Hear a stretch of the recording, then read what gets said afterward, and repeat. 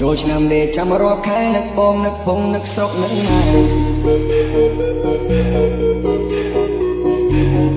សំលុយតាំងពីឆ្នាំមុនមកសំនៀងយីអូនមានប្រពន្ធមួយដែរ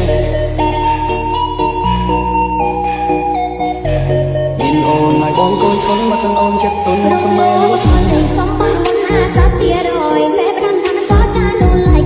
ញ៉ែមែនបងញ៉ែបានមុនចង់បដាក់ទុនហើយចង់លើសាច់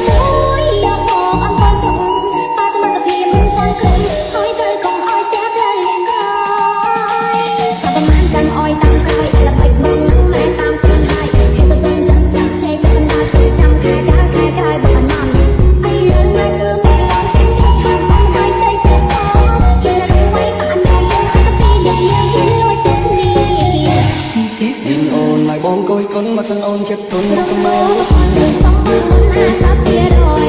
ថាមិនតចានូលៃគាត់ថាធ្វើឲ្យបងហើយកូនមុនចង់បដាក់ទុនហើយចង់លើសាច់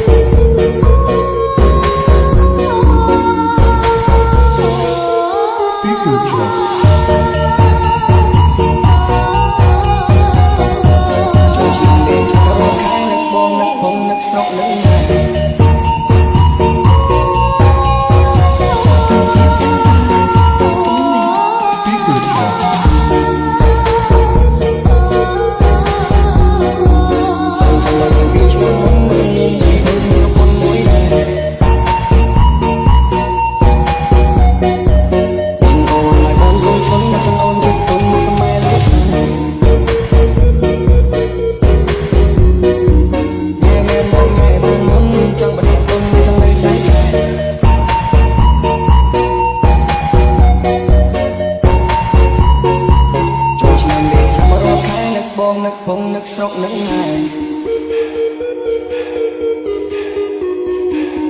សំលុយតាំងពីឆ្នាំមុនមកសំនៀងយីអូនមានប្រពន្ធមួយដែរញ៉ែមែនបងញ៉ែបានមុនចង់បដាក់ទុនហើយចង់លើសាច់ខែ